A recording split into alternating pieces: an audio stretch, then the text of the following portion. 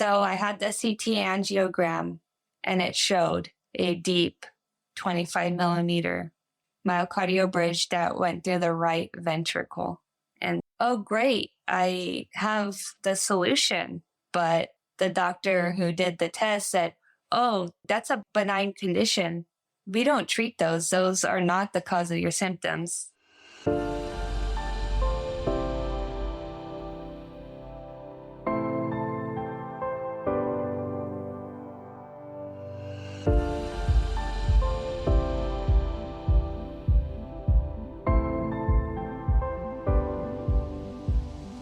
Welcome to Imperfect Heart, a place for you to join me, Jeff Holden, in conversations, discussions, and dialogue about our hearts and the impact myocardial bridges have on them. We'll talk with healthcare professionals, those in related fields that support our condition, and others just like us with stories of their myocardial bridge experiences. It's my intention for this content to inform, educate, entertain, and even motivate or inspire you in your personal journey on dealing with a myocardial bridge. Most importantly is to have you leave each episode with hope, knowing you're not alone and that what you're experiencing is real.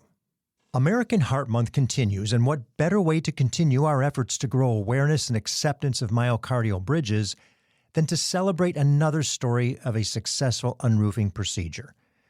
As it is with each story, this one has heartbreak and disappointment over a very formative period of time. It progresses to a story so many of us have heard over and over, but with a most unusual twist. From an awareness of symptoms and the oh-so-familiar gaslighting at a very early age, Kelly Portillo had the fortitude and perseverance to take her situation into her own hands, and over time, certainly not overnight, she didn't give up. From improper diagnosis to rejection to identification of a bridge, only to be denied by both her cardiologist and the insurance company, she never gave up and finally found her way to Stanford. Her story is one of inspiration, admiration, and, well, jubilation, as she is now symptom-free with a whole lot of life in front of her. Kelly, welcome to the program. We are so excited to have you here today because yours is a most interesting story. And I'm going to have you start, if you could, from that karate class when you were 13 years old, where you noticed something was up. Yes. In my karate class, which I had been taking for about 6 months, one day I was actually getting ready to spar. So I was sitting down on the ground when my heart started beating fast. And that was abnormal. I've never felt that before. And I started getting chest pain. And it felt like a heart attack. Even though I was 13, I kind of knew what a heart attack symptom was. And I was having chest pain down my arm and felt really lightheaded. And I just sat on the sidelines for a couple of minutes and my symptoms didn't go away. So we ended up calling my mom, and my mom took me to the ER to get checked out. At the ER, the doctor just ran an EKG, no other tests, and said, oh, you just have anxiety. You're 13 years old. You can't possibly be having a heart attack. So I was led to believe that it was just in my head and I was just having anxiety, even though mentally I felt well. And that's scary for a 13-year-old kid. And as you grew, 13, 14, 15, these things kept occurring, right? Right. As I got older, I was having more episodes of my symptoms, of my heart rate beating really fast, and I was getting bad chest pain. And I was in junior high at the time, and we had to run the mile at PE, and I couldn't do it. I thought, oh, well, I'm just out of shape and I have anxiety. So I kind of just became embarrassed of my symptoms because that's a mental problem, not a physical problem.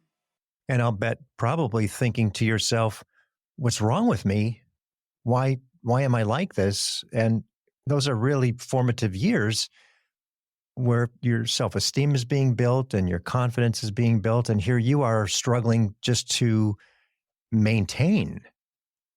Yes, it it was almost unbearable, and I let myself become really shy and just not wanting to talk to anybody because I didn't want to explain how I really felt. All my friends were running around and just enjoying life, and I had these symptoms, and but the doctor said, "Oh, you just have anxiety." So I didn't know what to make of that at 13, 14, 15 years old. I tried to do activities, tried surfing, snowboarding. I was able to do that a little bit, but it was always such a struggle. And I was embarrassed that I can't keep up with the other kids my age. So you would become exhausted, shortness of breath, chest pains, even Yeah. at exertion. Yes. So you get through high school, I'm imagining, with these symptoms that you're still thinking are mentally originated as opposed to physically originated. What happens next? How do we go into, young adulthood after you graduate? After I graduated, the episodes became more frequent, and I was having them probably like twice a week, the fast heart rate and the chest pain. And I was short of breath all the time at that point. And so I would have these episodes where my heart rate would go really, really high. You could actually see my shirt moving because my heart would beat so fast. Mm-hmm. But try to take ibuprofen and rest, as the doctor would say, go, decompress for your anxiety. So I try to do that. And it was just getting harder and harder to live. And finally, one day that I got the episode again, I was at my aunt's house. She was making dinner. I was helping her. And I got a bad episode. And my parents eventually took me to the ER. And because I felt like I was going to pass out at that point. And at the ER, they took my vital signs and my heart rate was 190. And so then they gave me an EKG and said, "Oh, you have SVT. It's not really anxiety." So I was like, okay, I have a real heart problem. And so we just dealt with that. They said, if it happens again, just come back, but to follow up with a cardiologist. So I followed up with a cardiologist and they suggested that I could do an ablation, which it would be 95% success if I did that. So I agreed that it's just a procedure. So I agreed to having my heart ablated when I was 19 years old. And so that was your first ablation for Yes. supraventricular tachycardia. Yes. And in the process between 13 and 19, were you on any other medication other than just Tylenol or aspirin or anything like that? Well, about 13 to like 15, I was on anxiety medicine that's a doctor prescribed. And actually it made me feel worse. It made me feel lightheaded. I got more chest pain. My symptoms just were worse and it was even helping my anxiety. So I decided that I didn't want to take the anxiety medicine. But other than that, I was not on any medication. And at 19 or so, you have the ablation. And what happens next? So I had the ablation and you stay overnight when you have an ablation. The next day, my heart rate was fast all the time. It was about 140 just resting in the bed. My doctor reassured me that sometimes that happens with ablations, that things are open up now and the blood flow is going through your heart, that that should go away in a couple of months. But in a couple of months, I still continued to have the fast heart rate all the time. So they decided to put me on metoprolol, and that helped some, but I still continued to have a fast heart rate of 140 resting. And when I would exercise, it would go maybe 180, 190. So really that ablation was minimal in its impact, and the metropolol was just doing what it could to maintain a still faulty something that we don't know yet what it is. Correct. Yes. So what happens next? So I got referred to a different electrophysiologist, and he suggested that I had a different arrhythmia, not SVT this time, that he thought it was something called inappropriate sinus tachycardia, that he was sure that if he ablated that area, my symptoms could go away. So I was about 20 years old at that time. So I agreed to have the second ablation for the second arrhythmia. And so I had that. And the next day, I was in the hospital and my heart rate was still the same. It was about 140 resting, 180 walking around. And the doctor said, well, that ablation didn't work. We could do a third ablation and I could try to ablate the areas that I think are causing the problem.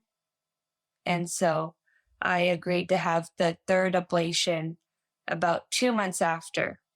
And the third ablation lasted 6 hours. And he kind of just gave up and said, I don't know, your heart's just beating fast. And I'm not sure exactly where this is coming from. And he wanted to ablate my SA node, but my phrenic nerve was in the way.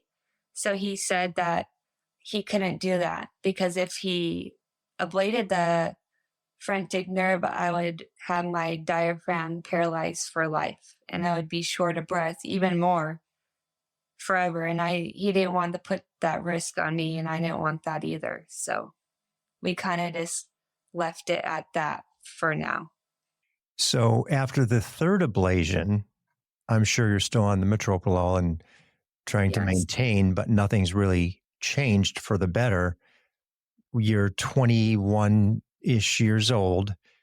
Right. What happens between then and the next few years? So about 21, I was on 200 milligrams of metoprolol a day. I basically tried every medication there was to control the heart rate and chest pain. Nothing was helping. I was maxed out. And my quality of life was very poor.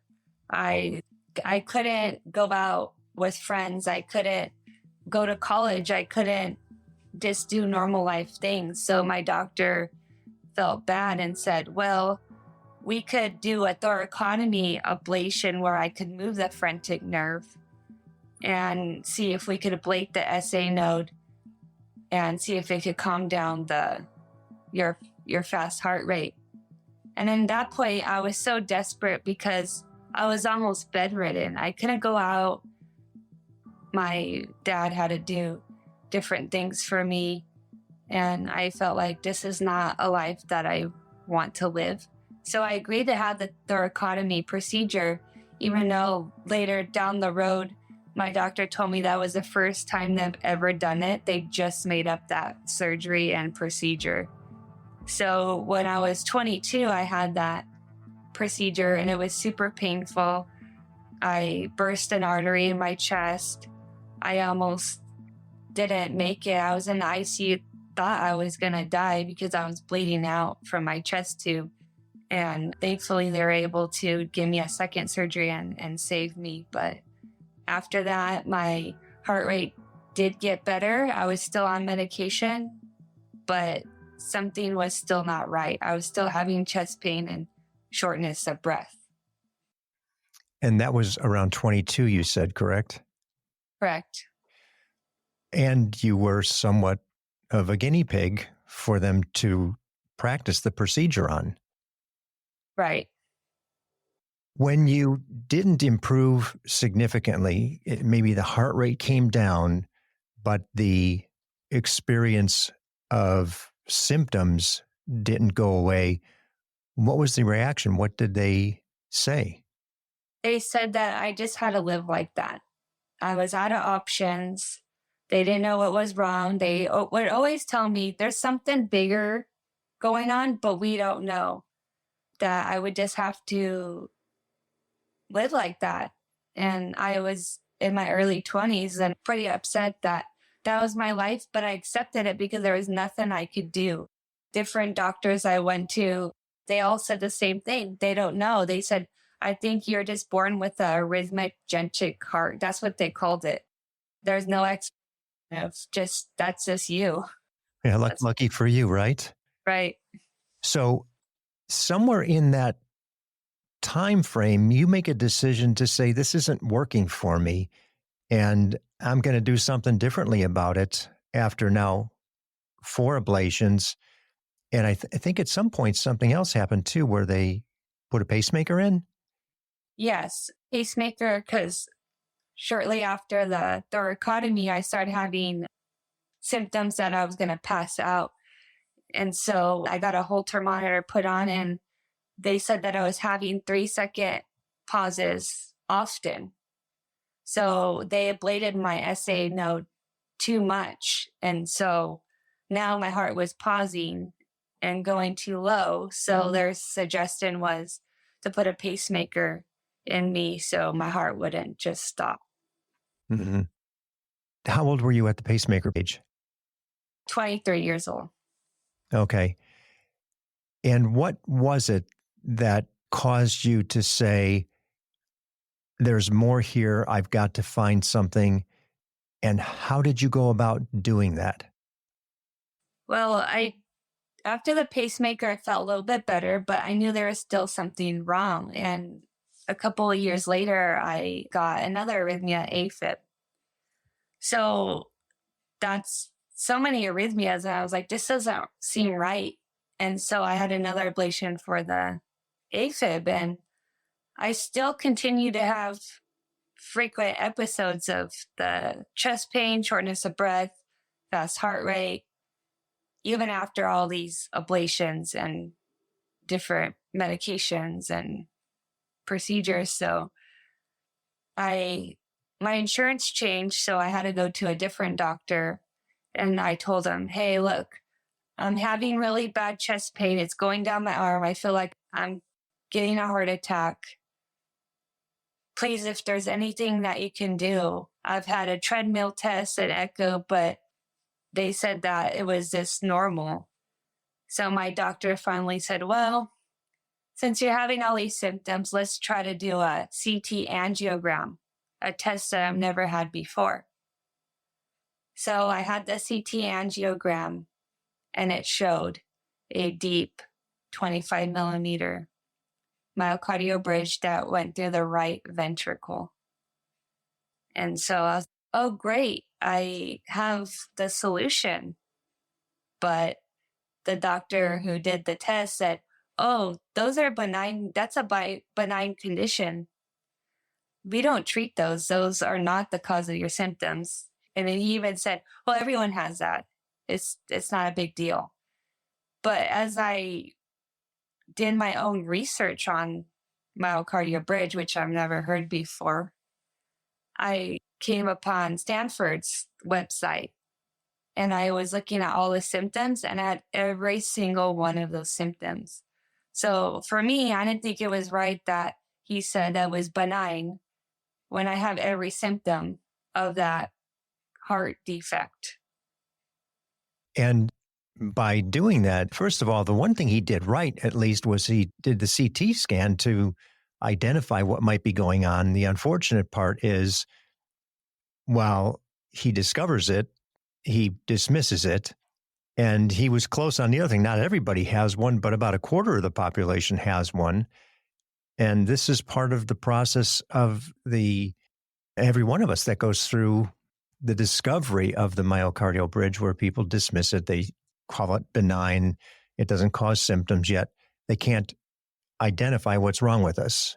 And it's, from us, for people who are symptomatic, it's easy for us to say, obviously, that's the only logical explanation of something that's different, especially in your case with the ablations, the pacemaker, the SA node. I mean, there's nothing left to do, and yet you're still symptomatic. So the good news is you find Stanford, and about what time was that? What year? How old were you at that point? I was 36 years old. Okay, so you went through a period of about 8 years there where you just had to deal with the symptoms. Yes, I had to deal with the symptoms for about 8 years. It was getting hard for me to work. I work in a hospital in the pre-op unit, and I could barely do that. I would come home and just like had no quality of life, just so tired, so much pain. My friend even offered to make me food every day because I couldn't even do that.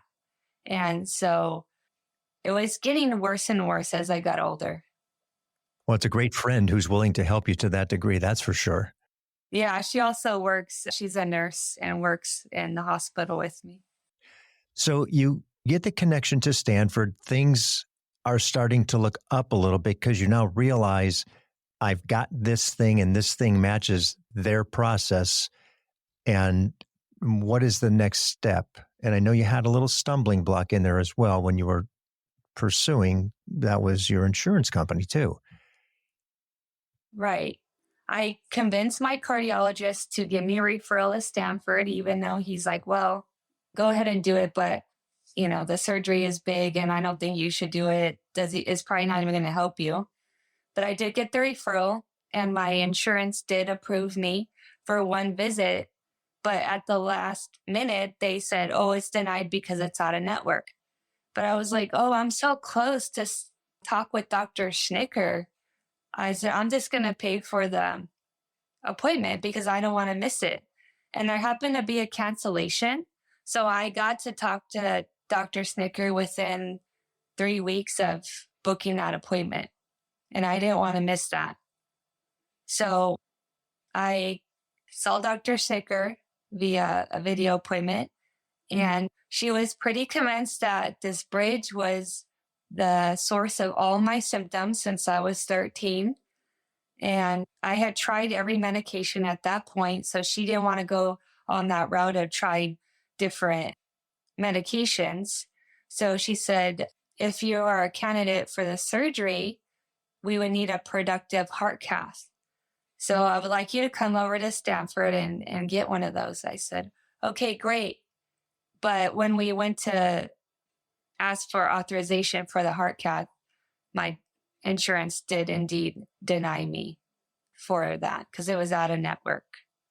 But you did take that bull by the horns yourself. And I think it's important for people to hear what you did. You're in the state of California, you're in Southern California. So for anybody who is listening in the state of California, this is a process that can be done. And I don't know about other states, but if you're similar to the insurance process in California, this may work as well. So share with us what you did. So through my insurance, I appealed several times and they kept denying me and wanted me to go to in-network doctors that they thought that could do the unroofing. But when I actually called the doctor, they didn't even know how to spell myocardial bridge. They had no idea. So I did do what they say and go to the different cardiac surgeons and electrophysiologists and cardiologists. And there's a process in California that's called Department of Managed Healthcare. So if your insurance denies you and you feel like you have a true medical problem, you can apply to them. And if they approve you, they overturn what the insurance says. So even if the insurance says no, if the Department of Managed Healthcare approves you, then they have to cover everything. So I did that. It took me about almost a year or so to get through that whole process. And it was a lot. And eventually the Department of Managed Healthcare approved me for full coverage, 100% for Well, that. congratulations. That is such a great story to hear that you got through that first hurdle. So it was a year. You had the conversation with Dr. Schnittger, but to get to the provocative test, you had to go through this year's worth of insurance grief, but you finally got there. Right. Amazing. Congratulations for that. So now you got the opportunity to get in and get your provocative test. And what happens next? I had the heart cath, and Dr. Snicker, I remember laying in the cath lab room and she said, well, your tests show that you are 40% compressed, my LAD, at rest, and you're about 80% compressed with exercise, that you would be a great candidate for unroofing surgery. I just couldn't believe it that I actually had a diagnosis and a solution. I was just sitting in the cath lab looking up at the ceiling like, is this really real? Like I could get better from this? Like 25 years of pain and suffering that Dr. Snicker was so confident that I could benefit from this surgery. And you then agree. Tell us a little bit, because I think your determination and perseverance through so many outside struggles on top of just the diagnosis and the access that you went through, now it's time to get to Stanford and share with us what happened then. Well, after my heart cath, a couple of days later, I was scheduled for the surgery. About 3 days later, I went back, and my best friend was supposed to go with me to the surgery. But at the last minute, she got sick.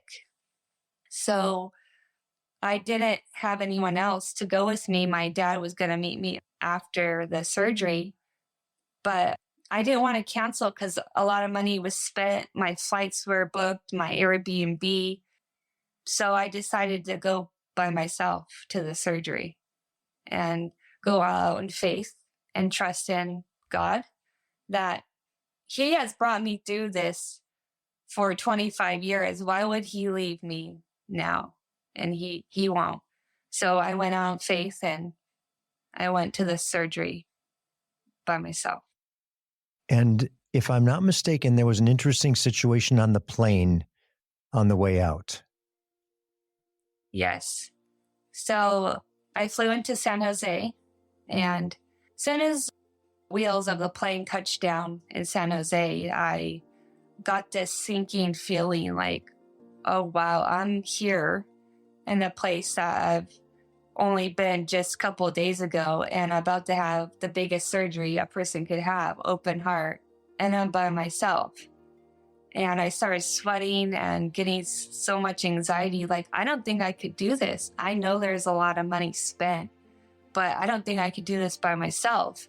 And also the thought that Stanford puts like catheters, pain catheters in the day before surgery.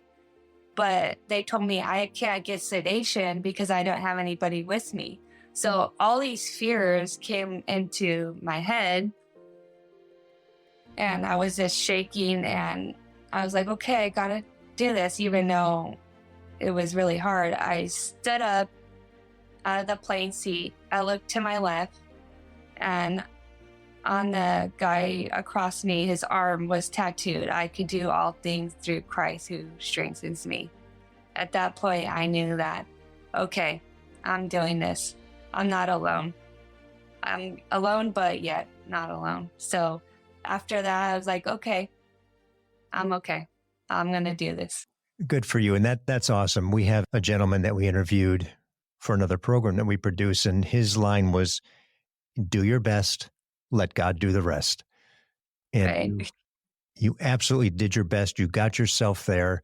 So now you're there. You're going to go through the process at Stanford, and your surgery was in August of 2022, correct?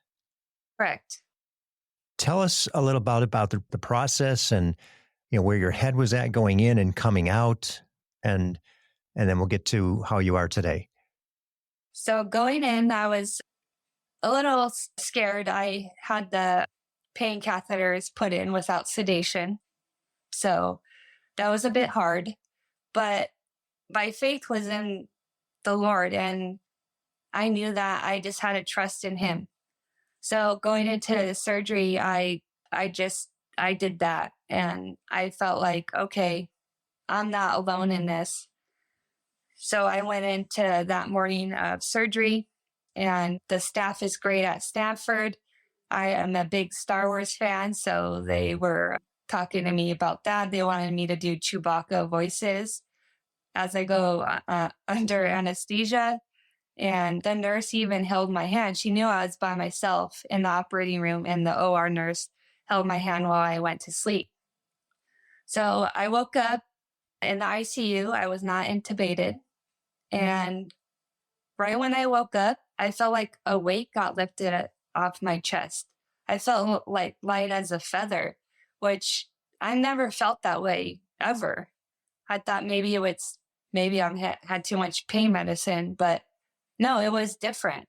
So I was be able to talk. I wasn't even in pain.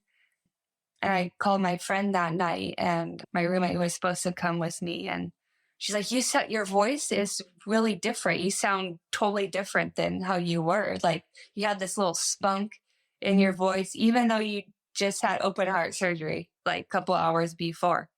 So then I knew I'm healed.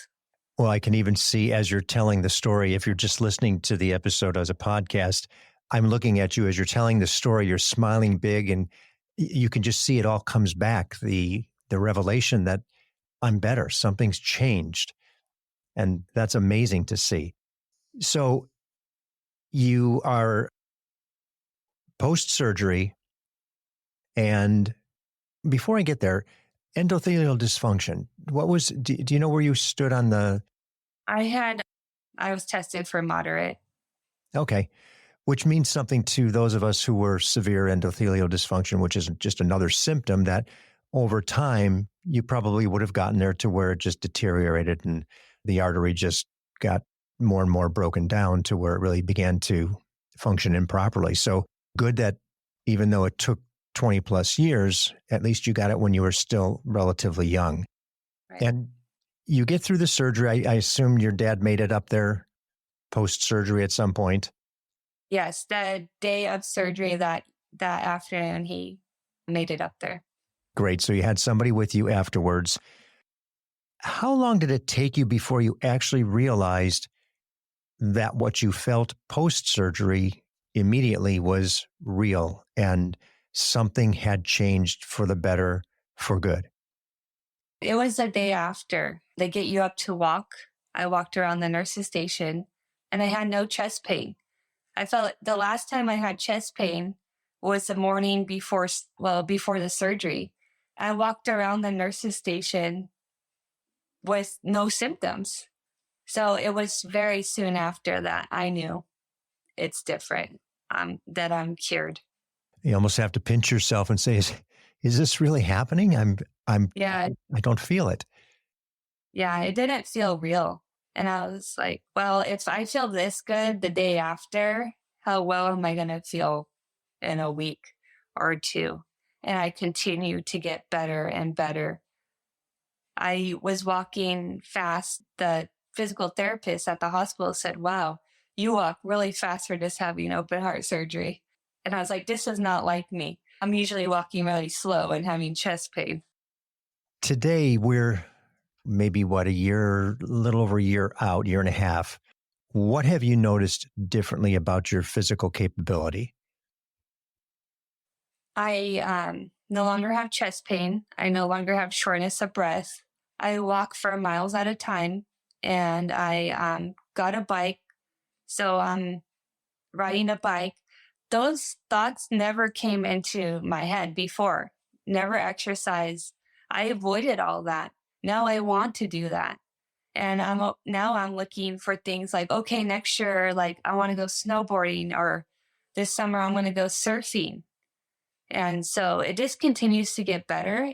Actually, at my 9-month recovery mark, I had an opportunity to go to Israel with my church. And I got the blessing from Dr. Boyd, and he actually wanted me to go. And we went into Jordan and Petra, and I did a 5-mile hike without a problem. I could have never have done that before. How cool is that? What an experience. Yeah. Period for anybody, what an experience. But for somebody who just a little over a year earlier was unable to walk a block. Right. It was amazing. I walked all over Israel for 15 days and didn't have a problem. It was unbelievable. What would you say, if you look back, really helped you get through this entire process from the uncertainty, the pain, and the frustration in your 20s, which lasted, 8, 10 years, till you finally realized I've got this thing called a bridge and I've got to do something about it. What did you lean on most for those people who are also in similar situation going, I've got this problem. I don't know what it is. I'm working through it. It's my faith in the Lord. When I was 15, I became a Christian, and that's my firm foundation, my rock. I've learned in life anything could happen and things change and my symptoms change. But what didn't change is the Lord. And He was there with me the whole time. And I really would just pray because it was so uncertain. My condition, doctors couldn't even tell me what was going to be my future. But I knew I had a future with the Lord, like no matter what, even if I were pass away from these conditions, that I would go to heaven because I put my faith in the Lord Jesus. And that's who I rely on. And my family and friends are great, but the Lord is always there and He doesn't change. He's the same today, yesterday, and forever. And I think that's so important for so many people who are struggling. And I know everybody's belief could be a little bit different, but it's a belief in a higher power to some degree that if you have that support, it helps you get through these challenges. And so many of the people that we've spoken with on the program have said something to that effect. I had a belief, whether it was a higher power, if it was, Christ, or how they perceived God, whatever it was, there was something beyond them that they were able to rely on and lean on to support them through the challenges, especially the anxiety, frustration, fear of surgery. When you were going into surgery, do you remember, literally as they were wheeling you in, what you were thinking? Yes, I was thinking, okay, no matter what happens, the Lord has me and I'm going to be okay. So really not this horrible fear of death. I'm scared to death. I'm not going to make it. I don't know if I'm going to make it. No, I didn't have that thought. I knew that no matter what, I was going to be okay because God has never let me down and He got me this far to have a diagnosis, to go to Stanford, one of the top hospitals. I was confident that I was going to be just fine.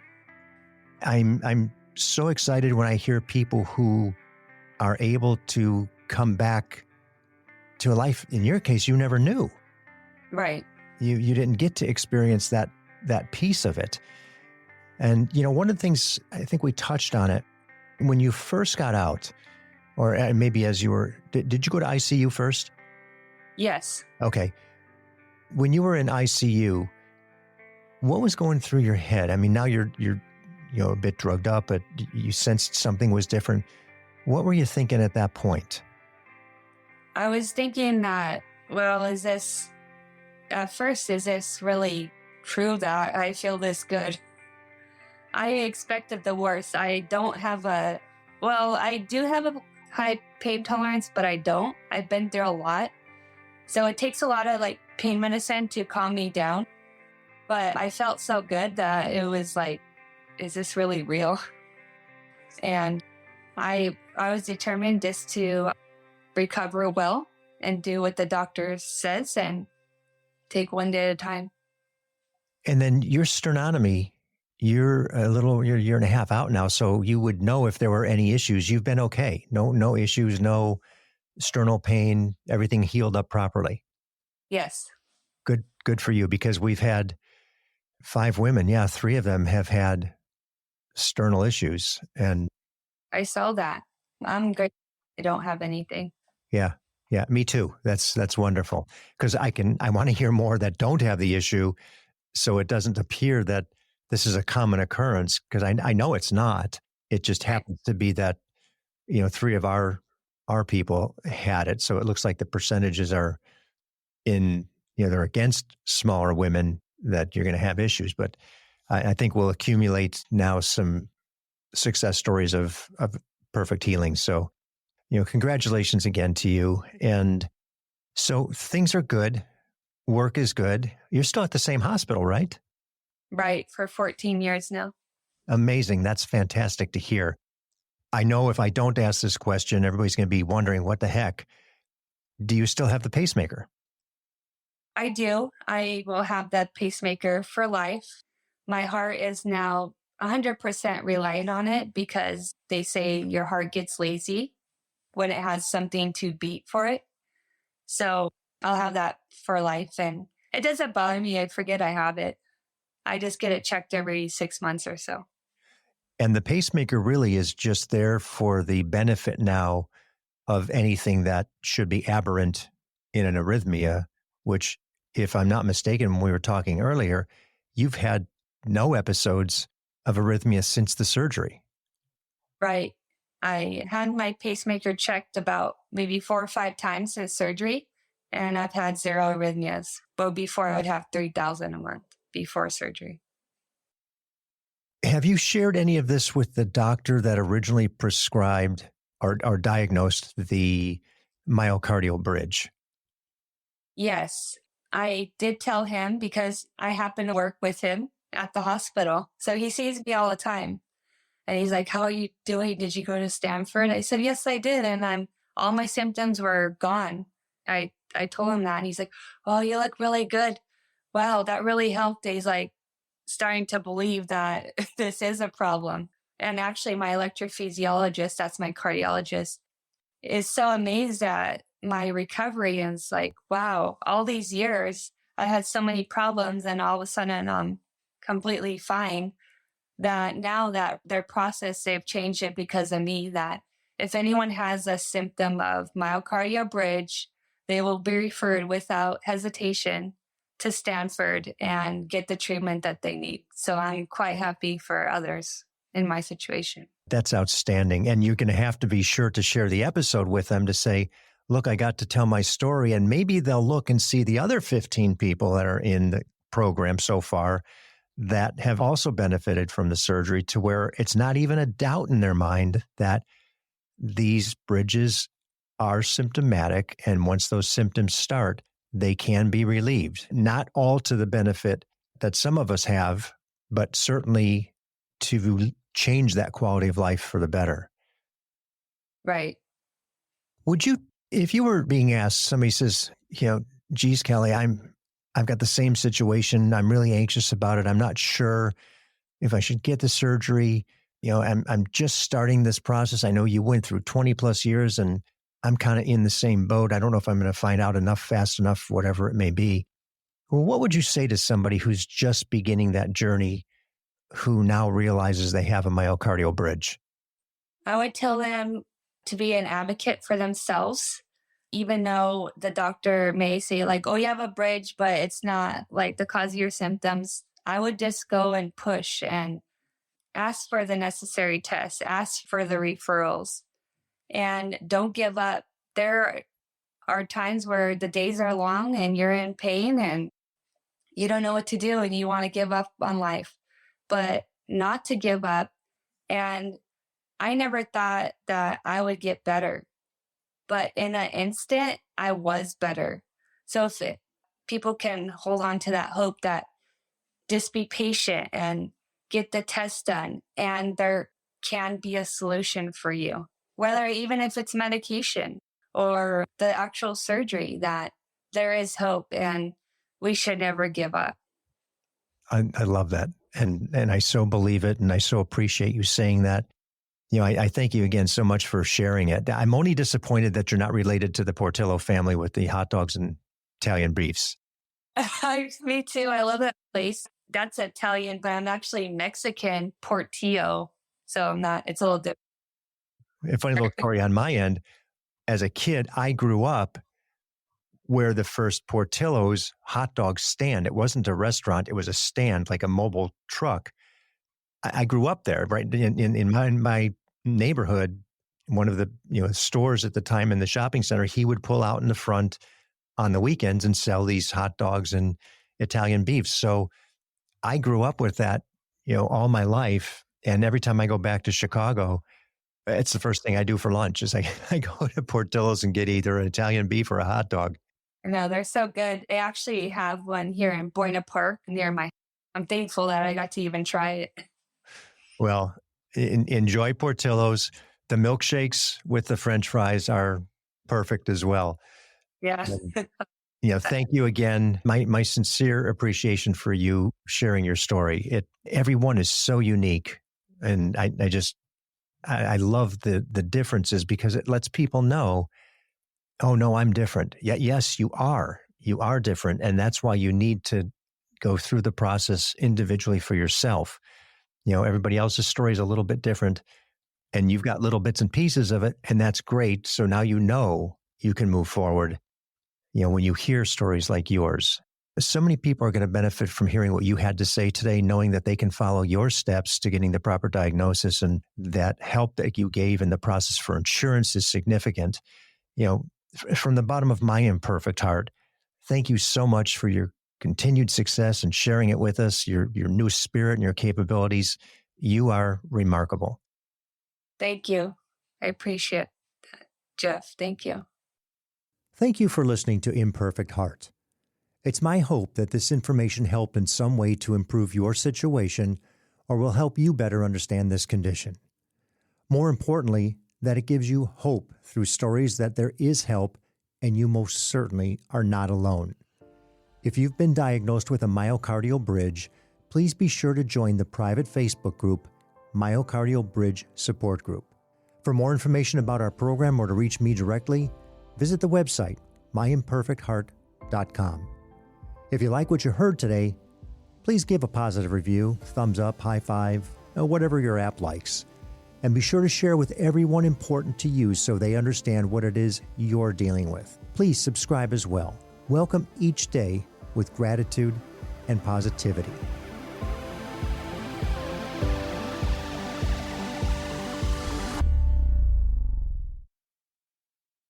The views and opinions expressed in this program are solely those of the host and the guest and are not intended to provide, nor are they a suitable substitute for, professional care by a doctor, therapist, mental health professional, or other qualified medical professional. Imperfect Heart is a production of Hear Me Now Studios.